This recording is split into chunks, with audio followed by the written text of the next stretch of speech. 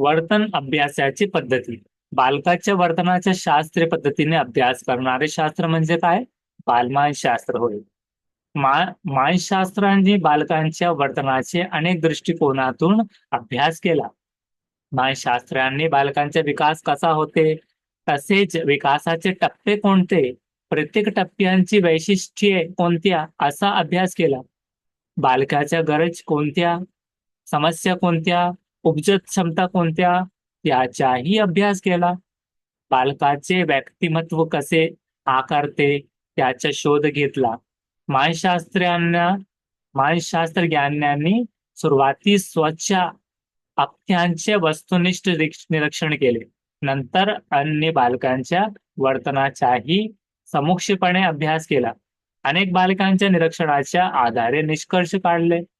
बालकांच्या बुद्धिमत्ता, अभिरुची, अभिवृत्ती, कार्यशक्ती, वर्तन विकास, व्यक्तिमत्व इत्यादी याचा अभ्यास केला. हे बालवर्तन हे बालवर्तन काय आहे? अभ्यासण्यासाठी विविध साधनाच्या आणि पद्धतींचा अवलंब केला. काही पद्धती त्यांनी शास्त्रीय क्षेत्रातून निवडल्या, तर काही संशोधन करून शोधल्या. या पद्धतीचा वापर कधी स्वतंत्रपणे, कधी कधी संयुक्तपणे केला जाते. बालवर्तन अभ्यासासाठी ज्या पद्धतीचे सर्वसामान्यपणे वापरले जातात, त्या पद्धतींचा विचार आपण आता करणार आहोत. वर्तन अभ्यास पद्धतींचे वर्गीकरण शास्त्रीय व अशास्त्रीय पद्धती असे केले जाते. चला पाहूया. अभ्यास पद्धती आहे ते दोन भाग मध्ये डिवायडेड आहे. प्रथम शास्त्रीय आणि द्वितीय काय आहे? अशास्त्रीय. शास्त्रीय मध्ये आपण पाहणार आहोत प्रायोगिक जीवन वृत्तांत, सर्वेक्षण, वैकासिक मनोविश्लेषण. आणि अशास्त्रीय मध्ये काय? पर्यंक, दंतकथा, आत्मनिरीक्षण. या वर्तन अभ्यास पद्धतीपैकी आपण निरीक्षण, प्रायोगिक, सर्वेक्षण आणि जीवन वृत्तांत या चार वस्तू विस्तारपूर्वक अभ्यास करणार आहे. ह्या चार पद्धतींचा काय करणार आहे? विस्तारपूर्वक अभ्यास करणार आहे. चला पाहूया. निरीक्षण पद्धती. तुम्ही सायन्स सब्जेक्ट मध्ये ऑब्झर्वेशन केला आहोत का नाही? तसाच ऑब्झर्वेशन मेथड. निरीक्षण दोन प्रकारचे असते, आत्मनिरीक्षण आणि बाह्य निरीक्षण. आत्मनिरीक्षण काय आहोत? अंतर्मुख होऊन स्वच्छ अनुभवाचे निरीक्षण करण्यासाठी पद्धतीस आत्मनिरीक्षण किंवा अंतर्निरीक्षण म्हणजे काय? इंट्रोस्पेक्शन असे म्हणतात. एखाद्या घटनेचा अनुभव घेऊन त्याच्या वृत्तांत कथन करणे म्हणजे काय? आत्मनिरीक्षण किंवा अंतर्निरीक्षण होईल. एखादा घटना आहे, त्याचा आपण काय करतो? अनुभव घेतात. त्या अनुभव काय म्हणले जाते? आत्मनिरीक्षण किंवा अंतर्निरीक्षण. आत्मनिरीक्षण पद्धतींचा अवलंब करण्यात काही फायदे आहेत, तर काही काय आहे? तोटे पण आहेत. निरीक्षणाला काही मर्यादा पडतात. आता आपण आत्मनिरीक्षण पद्धतीचे फायदे, तोटे आणि मर्यादांच्या काय करू? विचार करू. प्रथम आपण आत्मनिरीक्षण पद्धतीचे फायदे पाहणार आहे. गुण. आत्मनिरीक्षण पद्धतीचे काय फायदे, गुण. या पद्धतीत प्रयोग करणारा प्रयोजक व ज्याच्यावर प्रयोग करण्याचा आहे तो प्रयोज्य, त्याला काय म्हणतात? प्रयोज्य. की ज्याच्यावर आपण प्रयोग करावयाचा आहे तो काय म्हणतात? त्याला आपण प्रयोज्य. या दोन्ही व्यक्ती एकच असतात. म्हणजे काय? प्रयोजक व ज्याच्यावर प्रयोग करणारा व ज्याच्यावर प्रयोग करावयाचे आहेत ते प्रयोज्य, हे दोन्ही व्यक्ती एकच असतात. मन ही प्रयोगशाळा सत्य आपल्या बरोबर असते. इतर कोणत्याही साहित्याची आवश्यकता नसते. स्वच्छ मानसिक क्रियांचे निरीक्षण करावयाचे असते. म्हणून ही पद्धती केव्हाही आणि कुठेही वापरात येते. केव्हाही आणि कोठेही वापरता येते. आत्मनिरीक्षण पद्धती बिनखर्चाची आहे. त्याला काही खर्च लागत नाही. थर्ड पॉइंट आपण पाहूया. काही मनोव्यापार असे असतात की त्यांचा अनुभव स्वतः घेऊन तो व्यक्ती करावा लागतो. एखादे पोट दुखत असेल तर त्याचा अनुभव आलेल्या व्यक्तीचे तो डॉक्टराजवळ व्यक्त केला पाहिजे.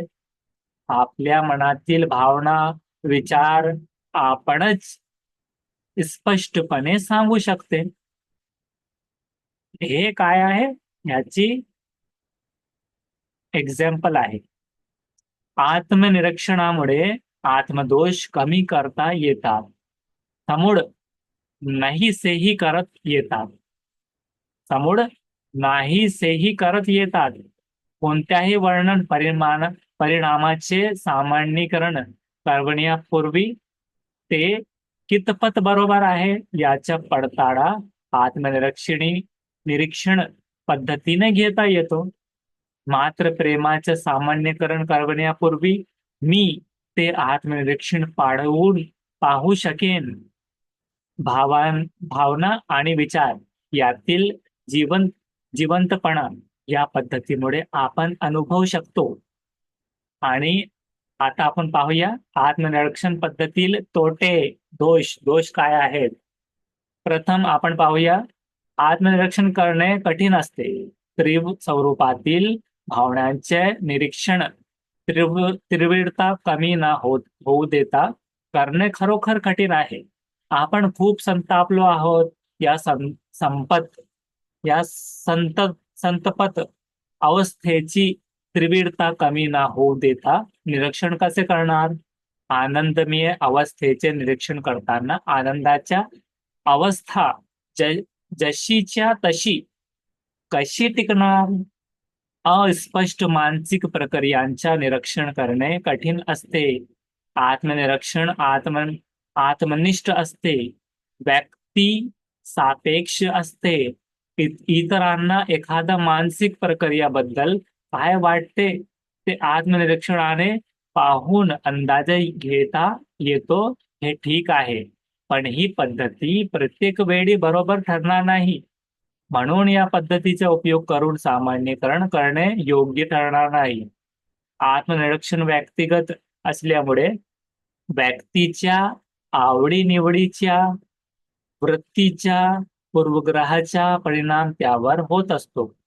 एकाच्या अनुभवासंबंधी दोन व्यक्तींचे आत्मानुभव भिन्न प्रकारचे असू शकतात ना.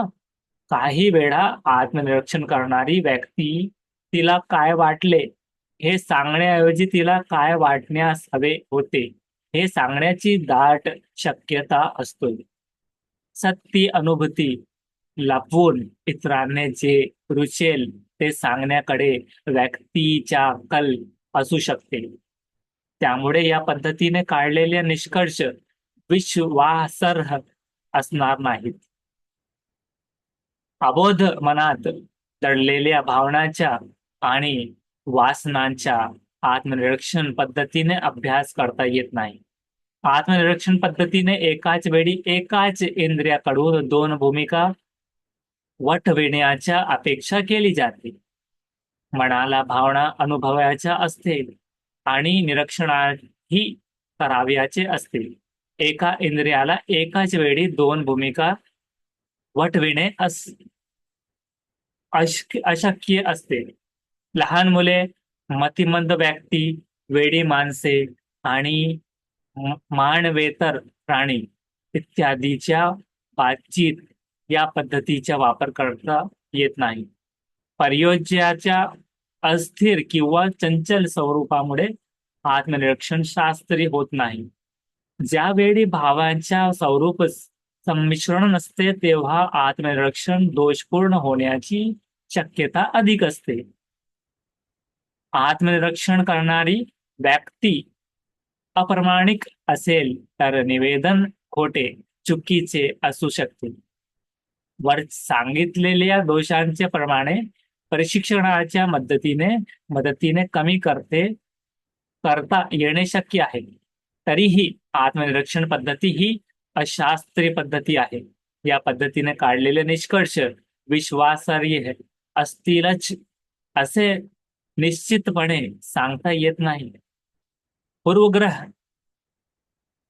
आवडी निवड्यांच्या निष्कर्षावर विपरीत परिणाम होतो, परंतु मानसशास्त्रात भावनानुभूतीला अन्यसाधारण महत्व आहे.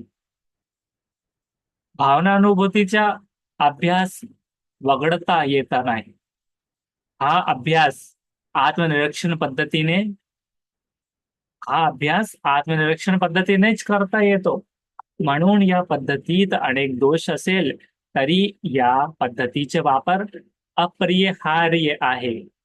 दोषांचे प्रमाण कमी करून मानसशास्त्राच्या अभ्यासासाठी ही पद्धती वापरावीच लागेल.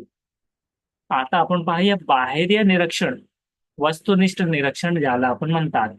निरीक्षणाच्या पद्धतीचा अभ्यास करताना आपण आत्मनिरीक्षणाचा अभ्यास केला आहे, परंतु सर्व प्रश्नांची उत्तरे आपणास आत्मनिरीक्षणाच्या आधारे मिळू शकत नाहीत. उदाहरणार्थ, लहान मुले आणि म्हातारी माणसे आपला आनंद कसे व्यक्त करतात? गरीब परिस्थितीच्या बालकांच्या भावनिकतेवर कोणत्या परिणाम होते भावनिकतेवर कोणता परिणाम होते यासारख्या प्रश्नाचे उत्तरे शोधून काढण्यासाठी आत्मनिरीक्षणाचा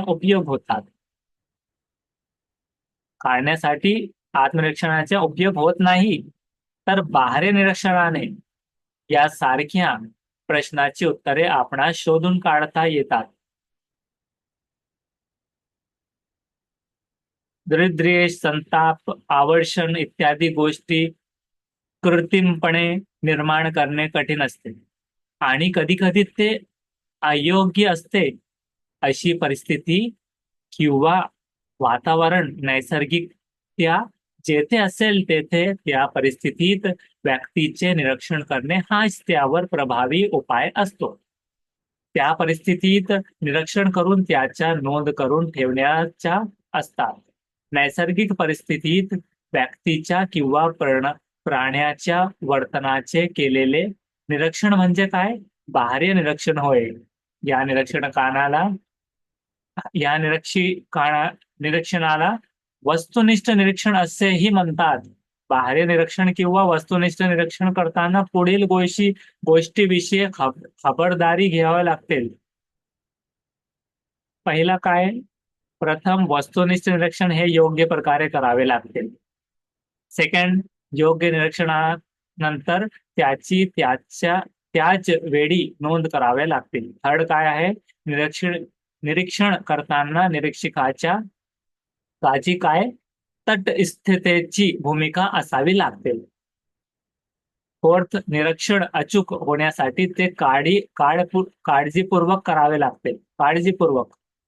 आणि फिफ्थ आहे, निरीक्षण करणाऱ्या व्यक्तीची ज्ञानेंद्रिय संस्कारक्षम असावी लागतात. केवळ ज्ञानेंद्रिय संस्कार सक्षम असून भागत नाही.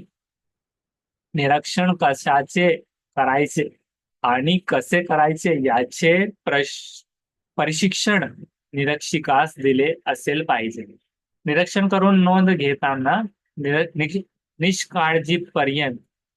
निष्काळजीपणा होता कामा नये. निरीक्षणावर पूर्वग्रह, आवड निवड इत्यादीचा परिणाम होऊ नये. निरीक्षणाच्या बाबतीत पुढील चुका होण्यासाठी शक्यता असतो. ते काय? फर्स्ट आहे, एखाद्या घटनेचे निरीक्षण न करणे म्हणजे अनिरीक्षण होय. काय? अनिरीक्षण होय. एखाद्या घटनेचे अपनिरीक्षण म्हणजे चुकीने निरीक्षण करणे. निरीक्षणात व्यक्तिनिष्ठता येणे. निरीक्षणात काय? व्यक्तिनिष्ठता येणे. निरीक्षण करताना ज्याचे निरीक्षण करावयाचे आहे त्याचे अनुभव व आपले अनुभव यातील फरक लक्षात न घेणे. वस्तुनिष्ठ निरीक्षणाचे फायदे पुढील प्रमाणे आहेत. या पद्धतीने नैसर्गिक वर्तनाचे वस्तुनिष्ठ अभ्यास करता येतो. लहान मुले, मतिमंद मुले, मनोविकृत असणारे माणसे याच्या अभ्यासाची वस्तुनिष्ठ निरीक्षण पद्धती योग्य आहे. या पद्धतीत निरीक्षण करण्यासाठी विविध संसाधनांचा वापर करता येते, त्यामुळे वारंवार निरीक्षण करता येते, तुलना करता येते. या पद्धतीने मानव व प्राणी यांचा सामाजिक अभ्यास करता येतो. या पद्धतीत आधुनिक साधनाचा उपयोग करून अचूकता आणता येते. आता आपण पाहूया निरीक्षण पद्धतीच्या मर्यादा. निरीक्षण पद्धतीच्या पुढील मर्यादा पडतात. निरीक्षण पद्धतीने व्यक्तीच्या केवळ बाह्य वर्तनाचे निरीक्षण करणे शक्य होते. बाह्य निरीक्षणावरून निष्कर्ष काढले जातात. बाह्य वर्तन हे जरी आंतरिक प्रेरणाच्या व भावनाच्या प्रगटीकरण असले तरी सर्वच आंतरिक वर्तन घटकांचा अभ्यास या पद्धतीने करता येत नाही. ज्या व्यक्तीचे किंवा प्राण्याचे निरीक्षण कराव्याचे त्यावर आपला ताबा नसते. निरीक्षण पद्धतीत वर्तन कोणते घडले याचे नोंद घेता येते, पण विशिष्ट वर्तन का घडले याचे स्पष्टीकरण देता येत नाही. निरीक्षकाचे पूर्वग्रह, आवडीनिवडी यांच्यापासून पूर्णपणे अलिप्त असणे निरीक्षकाला कठीण असते. निरीक्षण संपूर्णपणे वस्तुनिष्ठ राहू शकता नाही. सत्य निरीक्षण करणे ही कृती कष्टदायी आणि कंटाळा येणारी आहे. सत्य निरीक्षणामुळे निरीक्षक थकून जातो, त्याच्या निरीक्षणावर परिणाम होते. वस्तुनिष्ठ निरीक्षण पद्धतीला काही मर्यादा असल्या तरी मानव व मानवेतर प्राण्यांचे निरीक्षण करून त्यांच्या वर्तनासंबंधी महत्वाचे निष्कर्ष काढण्यात येतात. मानसशास्त्रातील महत्वाचे तत्वे व सिद्धांत शोधून काढण्याच्या दृष्टीने वस्तुनिष्ठ निरीक्षणात पद्धती उपयुक्त आहे. केवळ बाह्य निरीक्षण पद्धती अवलंब करण्याऐवजी आत्मनिरीक्षण आणि बाह्य निरीक्षण या दोन्ही पद्धतींचा उपयोग करून प्राणी वर्तनाचे अभ्यास करणे अधिक संयुक्तित ठरते.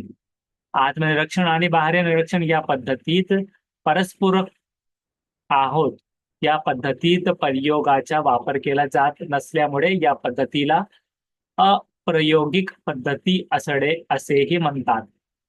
जे बी वॉटसन या वर्तनवादी मानसशास्त्राने ही पद्धती अधिक उपयुक्त असल्याचे दाखवून दिले.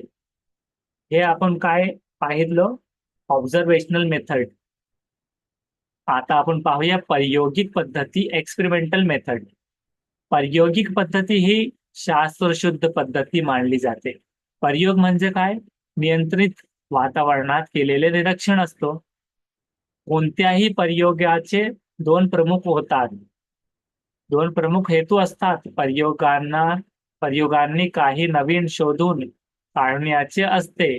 हा एक हेतू, किंवा जे अगोदर सिद्ध केले आहे ते पडताळून पाहण्याचे असते, हा दुसरा हेतू. जर्मनीत लायप्झिग येथे 1879 मध्ये पहिली मानसशास्त्रीय प्रयोगशाळा वुंड यांनी स्थापली. प्रयोग पद्धतीला तेव्हापासून विशेष महत्व प्राप्त झाले. प्रयोग पद्धतीत सामान्यपणे दोन गट केले जाते. एक गट नेहमीच्या पद्धतीला ठेवला जाते, याला नियंत्रण गट म्हणजे कंट्रोल्ड ग्रुप असे म्हणतात.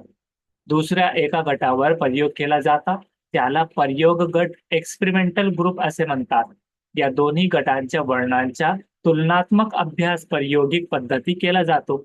नियंत्रण गट आणि प्रयोग गट हे सर्वच दृष्टींनी सारखे असतात.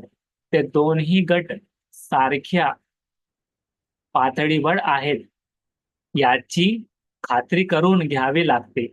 प्रायोगिक पद्धतीत वर्तनावर परिणाम करणाऱ्या विविध घटकांपैकी एक शिवाय इतर सर्व घटक स्थिर ठेवले जातात. फक्त एकच घटक बदलतात. व्हेरिएबल कोणता बदलतात?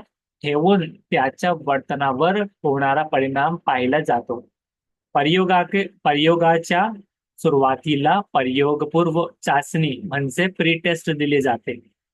प्रयोग झाल्यानंतर पुन्हा दोन्ही गटांच्या प्रयोगानंतरची चाचणी म्हणजे पोस्ट टेस्ट दिली जाते. प्रायोगिक गटांच्या बाबतीत कोणती बदल झाला हे शोधून काढले जाते. वर्तनावर परिणाम करणारे अन्य घटक स्थिर असल्यामुळे बदलत्या घटकाचा परिणाम नोंदविला जातात. अशी कल्पना करूया की इतके 7वीच्या वर्गातील विद्यार्थ्यांनी इंग्रजी हे विषय पारंपरिक पद्धतीने म्हणजे भाषांतर पद्धतीने शिकविणे चांगले की आधुनिक पद्धती म्हणजे स्ट्रक्चरल मेथड शिकवणे चांगले याचा अभ्यास करावयाचा आहे. सुरुवातीला विद्यार्थ्यांचे 2 समतुल्य गट तयार करावे लागतील. त्यातील एक गट प्रायोगिक गट असेल तर दुसरा नियंत्रण गट असेल. नियंत्रण गट आणि प्रायोगिक गट यांच्या प्रयोगाच्या सुरुवातीस प्रयोगपूर्व चाचणी दिली जाईल. त्यानंतर नियंत्रण गटाला पारंपरिक म्हणजे पोस्ट टेस्ट पद्धतीने तर प्रायोगिक गटाला आधुनिक पद्धतीने काही पाठ शिकवले जातील. प्रयोगानंतर त्यांना प्रयोगानंतरची चाचणी म्हणजे पोस्ट टेस्ट दिली जातील. दोन्ही चाचण्यांचे निर्णय पडताळून पाहिले जातील. त्यांची तुलना करून कोणत्या पद्धतीने इतके 7वीच्या विद्यार्थ्यांनी इंग्रजी शिकवण्याची चांगली हे ठरवली जाईल. प्रायोगिक पद्धतील गुण वैशिष्ट्ये. प्रायोगिक पद्धतीचे गुण वैशिष्ट्ये पुढील प्रमाणे सांगता येतील. फर्स्ट, प्रायोगिक पद्धती वस्तुनिष्ठ व शास्त्रशुद्ध पद्धती आहे. या पद्धतीत पूर्वग्रहाला धारा नसते.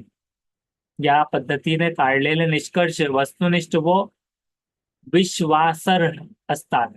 तुलनात्मक पद्धतीने अभ्यास करण्यासाठी ही पद्धती परिणामकारक आहे. या पद्धतीने वर्तनाचे किंवा वर्तन बदलाचे सखोल अभ्यास करता येतो. प्रायोगिक पद्धतीने काढलेले निष्कर्ष पडताळून पाहता येतात. सामान्यीकरण ग्रहात आहे की नाही ते ठरवले शक्य ते होते. प्रायोगिक पद्धतीची मर्यादा काय आहे? प्रायोगिक पद्धतीत 2 समतुल्य गट निर्माण करावे लागतात. हे समतुल्य गट करणे किंवा मिळणे अत्यंत कठीण असते. प्रयोग करणारी व्यक्ती म्हणजेच प्रयोजक व्यक्ती तज्ञ असणे आवश्यक असते. ज्या व्यक्तीवर प्रयोग केला जातो त्या प्रयोज्य व्यक्तीची वृत्ती प्रयोगाला अनुकूलन नसेल तर भलतेच परिणाम आढळून येतात. अशा प्रयोगांचे निष्कर्ष विश्वासार्ह नसतात. प्रयोग करीत असताना नियंत्रित परिस्थितीतील नैसर्गिक प्रतिसाद म्हणजे नॅचरल रिस्पॉन्स मिळत नाही.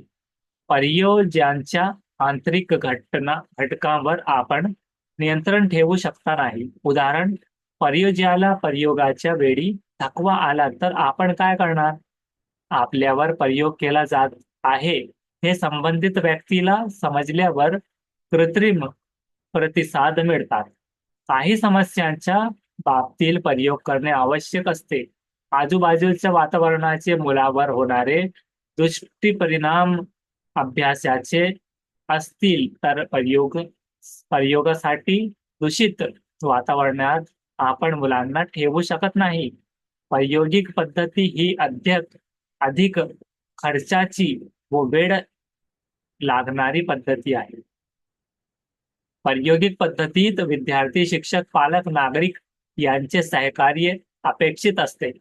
ते सहकार्य प्रत्येक वेळी मिळेलच असे सांगता येत नाही. मानवी जीवन इतके गुंतागुंतीचे आहे की प्रयोगशाळेत गुंतागुंतीचे परिस्थिती व वर्तन निर्माण करणे कठीण असते.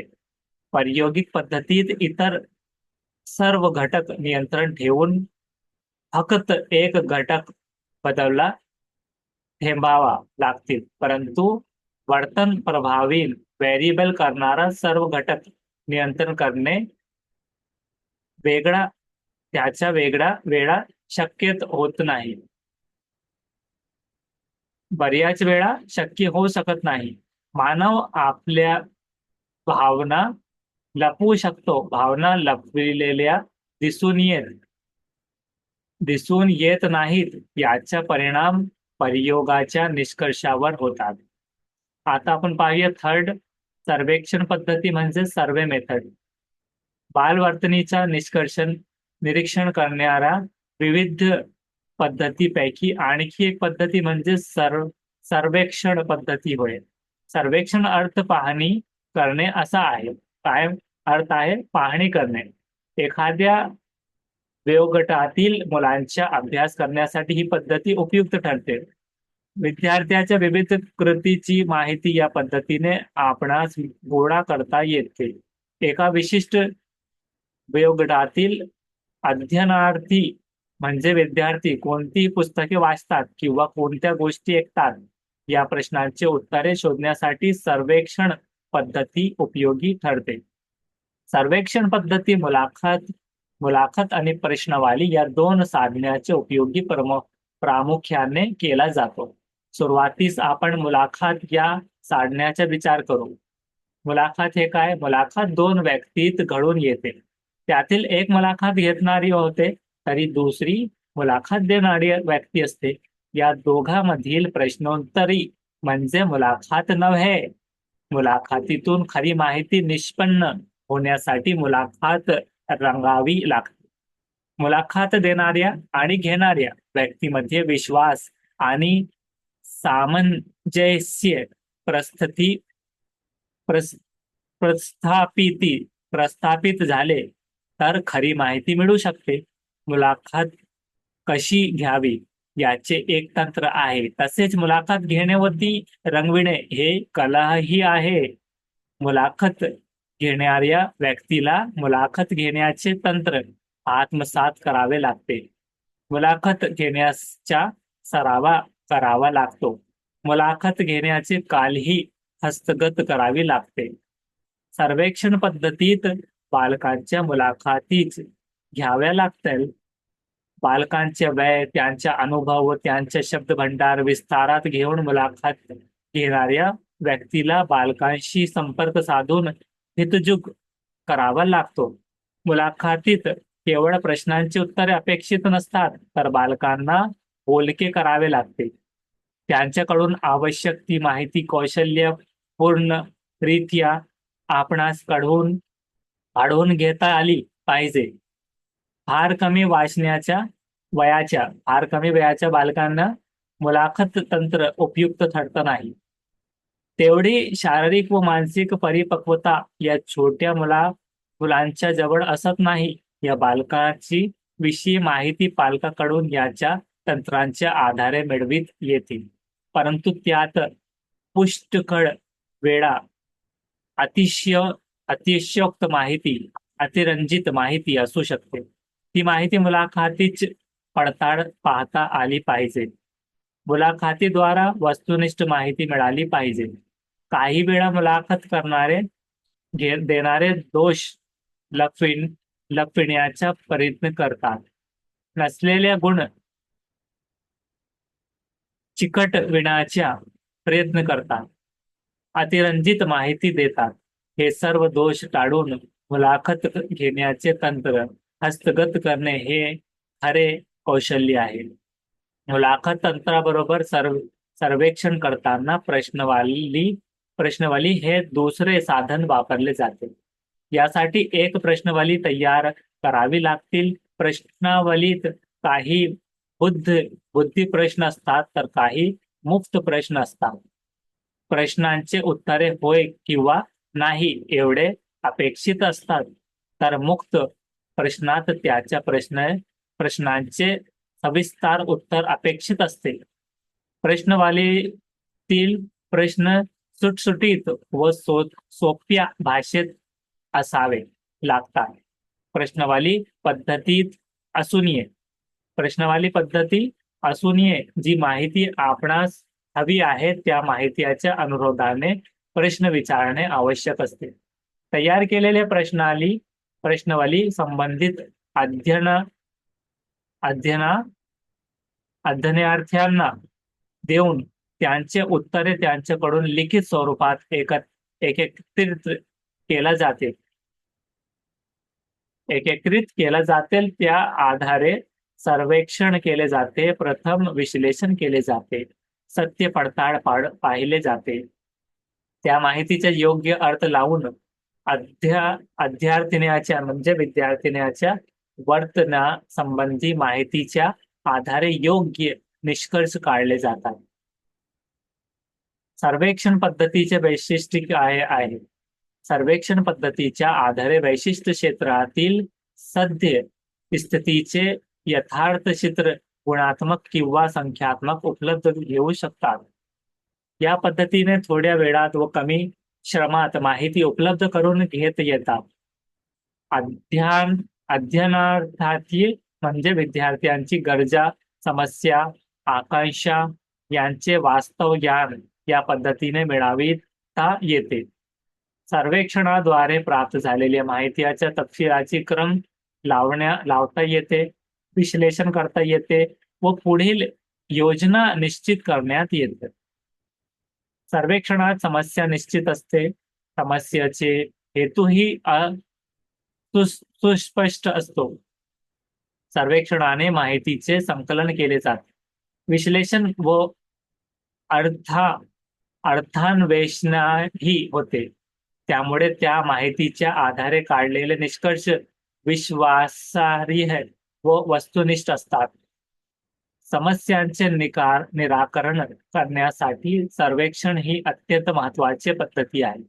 प्रश्नवाली व मुलाखती किंवा अन्य साधनांच्या आधारे समस्येचे विमोचन लवकर करता येतो. या पद्धतीचे उपयोग अनेक क्षेत्रात केला जातो. संशोधनासाठी या पद्धतीचे वापर मोठ्या प्रमाणात केला जातो. सद्य परिस्थितीचे यथार्थ चित्रण सर्वेक्षण पद्धतीने केले जाते असल्यामुळे ही पद्धती लोकमान्य पद्धती ठरली आहे. अध्ययनार्थाची आरोग्य, अभ्यास विषयक सवयी, घरातील वातावरण व त्यातून निर्माण होणाऱ्या समस्या याविषयी सर्वेक्षण पद्धतीच्या आधारे माहिती मिळवता येते. सर्वेक्षण पद्धतीची मर्यादा काय आहे हे आपण पाहूया. त्यानंतर आपण पाहूया केस स्टडी. सर्वेक्षण करताना वापरल्या जाणाऱ्या प्रश्नवालीत नेमके प्रश्न विचारले लागतात. ते नेमके प्रश्न तयार केले तर अचूक माहिती मिळण्यास मदत होते, पण त्याचबरोबर खरी माहिती दडवून घेऊन आदर्श उत्तरेही दिले जातात. त्यामुळे या पद्धतीत विश्वसनीय माहिती मिळतेच असे ठामपणे सांगता येत नाही. लहान मुले, श्रवण व वाचा दोष असणाऱ्या व्यक्ती, मानसिक स्थिती अयोग्य असणाऱ्या व्यक्ती यांच्याकडून सर्वेक्षण पद्धतीत मिळवता येत नाही. या पद्धतीत उत्स्फूर्त भावना, विचार व प्रतिक्रिया यांची सखोल माहिती मिळवता येत नाही. या पद्धतीत मानसिक प्रक्रिया व वर्तन याचा अल्पसा भाग विचारले घेतला जातो. तथापि सर्वेक्षण पद्धतीचा स्वीकार फार मोठ्या प्रमाणात केला जातो. आता आपण पाहूया केस स्टडी. जीवन वृत्तांत पद्धती. काही व्यक्तींच्या वर्तनाच्या सखोल अभ्यास करण्यासाठी किंवा एखाद्या व्यक्ती समूहाचा समुक्षपणे अभ्यास करण्यासाठी वापरली जाणारी माहिती पद्धती म्हणजे काय? जीवन वृत्तांती पद्धती होय.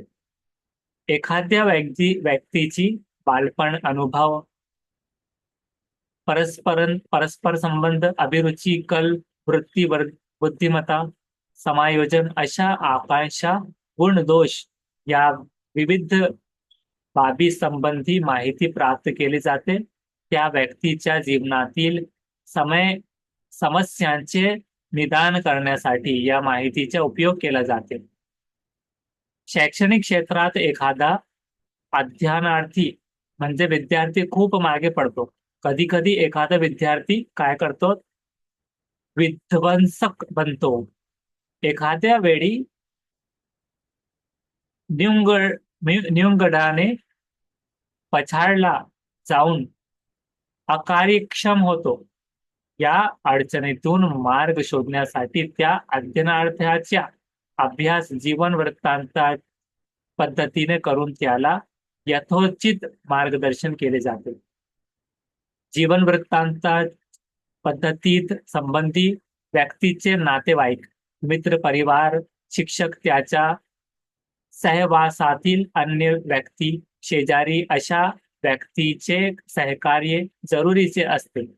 या सर्वांकडून वेगवेगळ्या मार्गाने संबंध व्यक्तीविषयी माहिती मिळवली जातो. पूर्वीच्या आठवणी, अनुभव, निरीक्षण, मुलाखती, प्रश्नावली, मानसशास्त्रीय कसोट्या यांच्याही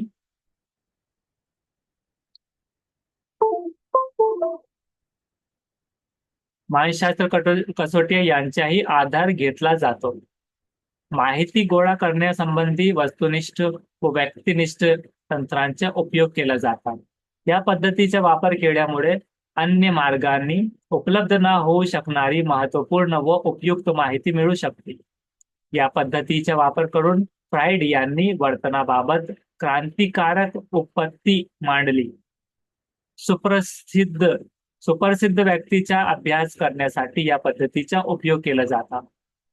श्रेष्ठ व्यक्तीच्या जीवनाचा अभ्यास करून त्यांना श्रेष्ठत्व कशामुळे प्राप्त झाला याचे शोध जीवन वृत्तांत पद्धतीच्या आधारे घेता येतो. त्याच्या यशापयशाची चिकित्सा या पद्धतीने करता येते. जीवन वृत्तांत पद्धतीचे वैशिष्ट्य. जीवन वृत्तांत पद्धतीच्या ठळक वैशिष्ट्य पुढील प्रमाणे सांगता येतील. अध्ययनार्थ्याच्या मनावर व्यक्तीच्या व भोवतालच्या परिस्थितीच्या सत्य परिणाम होते असतात. भूतकाळातील अथवा वर्तमान काळातील अशा कोणत्याही गोष्टींच्या अध्ययनार्थ्यावर परिणाम झाला आहे ते या पद्धतीने शोधून काढता येते. व्यक्तीच्या किंवा व्यक्ती समूहांच्या माहिती संकलित करण्यासाठी संबंधित व्यक्ती व संस्थांचा भरभक्कम आधार घेतल्यामुळे वस्तुनिष्ठता येते. संकलित आलेल्या माहितीचे निष्कर्ष काढून अध्ययनार्थ्याला त्याची समस्या सोडवण्यासाठी योग्य मार्गदर्शन केले जाते, करता येते. जीवन वृत्तांताच्या पद्धतींच्या मर्यादा. जीवन वृत्तांत पद्धतींच्या पुढील मर्यादा पडतात. एका व्यक्तीवर संपूर्ण लक्ष केंद्रित करणे किंवा करता येणे हे जसे खरे तशीच ही मर्यादाही ठरते. एका व्यक्तीला ती माहिती, निष्कर्ष व उपचार लागू होत असल्यामुळे या माहितीचे तसेच निष्कर्ष व उपचारांचे सामान्यकरण करता येत नाही. व्यक्ती संबंधित माहिती गोळा केली तरी ती एकागी असू शकते. जीवन वृत्तांतात पद्धती अधिक वेळा लागणारी व खर्चिक आहे. विद्यार्थ्याचा अभ्यास करणाऱ्या शिक्षकाजवळ सुविधा उपलब्ध नसल्यामुळे या पद्धतीला पुस्तक स्वरूप प्राप्त होण्याची दाट शक्यता असते. या पद्धतीचा वापर मोठ्या प्रमाणात करणे व्यावहारिक पातळीवर अवघड आहे. अध्ययनार्थ्याविषयी या विद्यार्थ्याविषयी सांगितलेल्या विषयात इतरांनी सांगितलेली माहिती पूर्वग्रह दूषित केवळ एकीव स्वरूपाची असू शकते. अध्ययनार्थ्याची जीवनातील काही प्रसंगाची व घटनांचे नोंद केली नसेल किंवा या प्रसंगाची उपेक्षा झाली असेल, अगर त्याच्याकडे दुर्लक्ष झाले असेल तर त्याच्या निष्कर्षावर विपरीत परिणाम येतो. यातून काढलेले निष्कर्ष अपुऱ्या माहितीमुळे अचूक असतातच असे नाही. आता आपण पाहूया समारोप पाहूया. तर त्यानंतर दिगोत्री प्रश्न आहे. या प्रश्नांची स्क्रीनशॉट घेऊन तुम्हाला याचे उत्तरे शोधायचे आहे.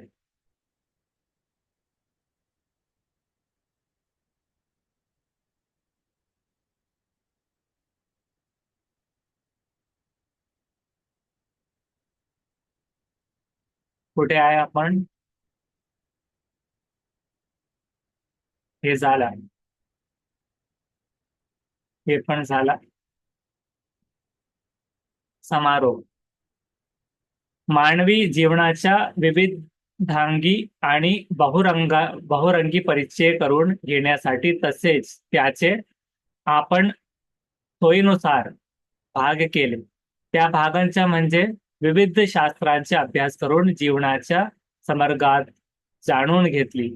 मानवी जीवनाचा विकास साधण्यासाठी शिक्षण व या अत्यंत प्रभावी साधनाचे उपयोग करून घेण्याचे ठरवलेले. अध्ययन ही प्रक्रिया अधिक नैसर्गिक व सहज राखण्यासाठी अध्यापनाच्या माध्यमातून योग्य असे वातावरण निर्माण केले. अध्यापन प्रभावी करून अध्ययन गतिमान करण्याचा संकल्प केला. अध्ययन आणि अध्यापनासाठी मानसशास्त्राच्या शैक्षणिक मानसशास्त्राच्या भरभक्कम पाया घातला आणि त्यावर शिक्षणाची भव्य इमारत उभी केली. या घटकात आपण मानसशास्त्राच्या विविध शाखा जाणून घेतल्या. ऑस्ट्रेलिया ऑरिस्टॉटल अरिस्टॉटल हा म्हणजे काय? अरिस्टॉटल पासून ते अगदी फ्रोबेल हॉबर्ट पर्यंत, त्यापुढे जाऊन जॉन ड्यूइट पर्यंत हे शास्त्र कसे बदलत गेले व व्यापक होत गेले ते पाहिले. अध्ययन अध्यापन प्रक्रियेशी मानसशास्त्र कसे निगडित आहे हे अभ्यासले. अध्ययन प्रक्रिया, अध्ययनाचे सिद्धांत, अध्ययनातील पठरावस्था, अवधान, अभिरुची, प्रेरणा, स्मरण, व्यक्तिभेद, अनुवंश, परिसर हे सगळे घटक अध्ययनार्थ्याची म्हणजे विद्यार्थ्यांची विकासाशी संबंधित आहे. या सगळ्या घटकांच्या मानसशास्त्राचा आधार आहे. शिक्षणातील विविध समस्या सोडविण्यासही मानसशास्त्राचा मोठा हातभार लागला आहे. एकूणच आधुनिक शिक्षण हे मानसशास्त्राचे प्रभावित झालेले आहे. आपण या घटकात अभ्यासले. यानंतर या घटकात आपण अध्ययनांतराच्या म्हणजे विद्यार्थ्यांच्या वर्तनाच्या अभ्यासाच्या विविध पद्धती अभ्यासल्या. या अभ्यासात पद्धतीचे वर्गीकरण शास्त्रीय व अशास्त्रीय अशा दोन भागात केले जाते. प्रायोगिक जीवन वृत्तांत सर्वेक्षण, वैकासिक मनोविश्लेषण या शास्त्रीतर पर्यंक, दंतकथा व आत्मनिरीक्षण या अशास्त्रीय पद्धती आहेत असे आपण अभ्यासले. या पद्धतीपैकी निरीक्षण, प्रायोगिक सर्वेक्षण आणि जीवन वृत्तांतीची या 4 पद्धतींचा आपण विस्तारपूर्वक अभ्यास केला. या प्रत्येक पद्धतीचे गुण, दोष व मर्यादा यांचा अभ्यास केला. निरीक्षण पद्धतीत आत्मनिरीक्षण व बाह्य निरीक्षण दोन्ही विचार केला. अध्ययनार्थ्याच्या वर्तन अभ्यासासाठी या सर्वच पद्धती उपयुक्त आहोत. या सर्वच पद्धती आपापली वैशिष्ट्ये राखून होत आहेत. प्रायोगिक पद्धती ही शास्त्रशुद्ध पद्धती असल्याचे आपण पाहिले. नियंत्रित गट व प्रायोगिक गट या 2 गोष्टींच्या वर्तनाचा तुलनात्मक अभ्यास या प्रायोगिक पद्धतीने करता येतो. तुलनात्मक पद्धतीने अभ्यास करण्यासाठी ही पद्धती परिणामकारक असल्याचे आपण पाहिले. बालवर्तनाच्या निरीक्षणासाठी आणखी एक प्रभावी पद्धती आपण अभ्यासली. ती पद्धती काय आहे? म्हणजे सर्वेक्षण पद्धती होय. या पद्धतीसाठी उपयुक्त असलेल्या मुलाखत आणि प्रश्नावली ही साधने आपण विचारात घेतली. या पद्धतीचा अवलंब करून आपण अध्ययनार्थ्यांनी त्यांच्या समस्या सोडवण्यासाठी योग्य मार्गदर्शन करू शकते. या घटकांच्या शेवटी जीवन वृत्तांत पद्धती आपण हाताळली. व्यक्तीचे अगर व्यक्ती समूहाचे समुक्षपणे निरीक्षण करून अभ्यासासाठी ही पद्धती वापरली जाते. अध्ययना अध्ययनार्थ्याची म्हणजे विद्यार्थ्यांची एक त्याच्या सूक्ष्म अभ्यास या पद्धतीत होत असला तरी जीवनातील पद्धतीने त्या व्यक्तीला समस्या सोडवण्यासाठी योग्य मार्गदर्शन करतात येत असे पाहिले. जीवन वृत्तांत पद्धतींच्या मार्गांचाही शोध घेतला. या सर्व पद्धतींच्या आधारे आपल्या आता वर्तनाचा अर्थ लावता येतील. वर्तनावरून बालकातील वैशिष्ट्येही ओळखता येतील. बालकाला योग्य मार्गदर्शन करता येईल. हा स्वाध्याय आहे. दिगोत्तरी प्रश्न आहे, यांची स्क्रीनशॉट घ्यावी आणि उत्तरे शोधावा. मानसशास्त्र म्हणजे काय ते स्पष्ट करून हळूहळू कसे विकसित झाले ते स्पष्ट करा. शैक्षणिक मानसशास्त्र म्हणजे काय ते सांगून शिक्षणशास्त्रातील शैक्षणिक मानसशास्त्राचे महत्व विषय करा. हे सर्व यांची स्क्रीनशॉट घ्या. लघुत्तरी प्रश्न आहे. प्रायोगिक पद्धतींच्या 2 प्रमुख वैशिष्ट्ये सांगा. शिक्षण प्रक्रियेचे वैशिष्ट्य स्पष्ट करा.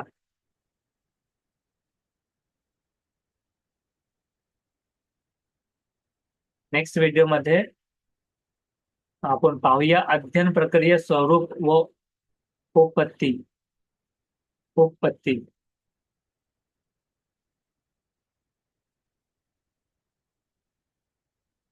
108 पेजाचा हे नोट्स आहे.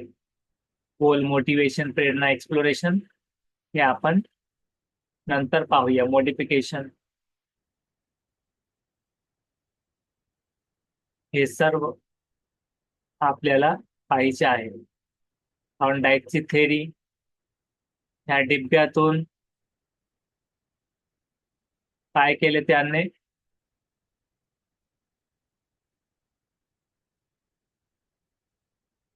ॲनिमल इंटेलिजन्स मांजराला ह्या डिब्यातून पाठवले. फुटपेटिका आणि मांजर, आणि त्याच्या समोर फुटपेटिका आणि फुटपेटिका आणि मांजर हे आपण पाहू शकतात डिब्यामधून. हे थॉर्नडाईकचा एक्सपेरिमेंट होता. पावलोस थेरी आपण पाहणार आहात.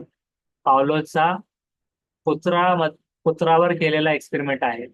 हे चित्रात आपण पाहू शकता. स्किनरचा एक्सपेरिमेंट प्रथम अन्नाचे भांडे आहे. स्किनरचा आकृती क्रमांक 1 आणि आकृती क्रमांक 2.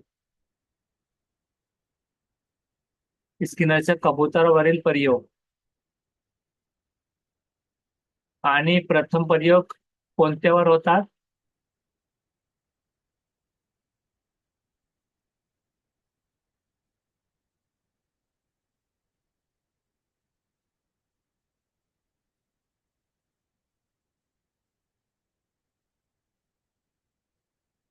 ते आपण पाहणार आहोत. उंदीरवर, राईट. आणि सुलतान ह्या नावाच्या हे प्राणी होतात. यावर एक्सपेरिमेंट कोण केला?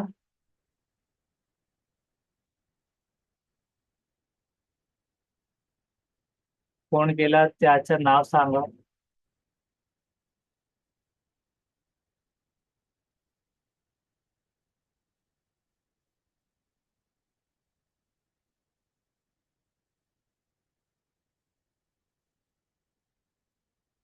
कोहलरची, राईट. हे सर्व आपल्याला आपण पाहूया नंतर.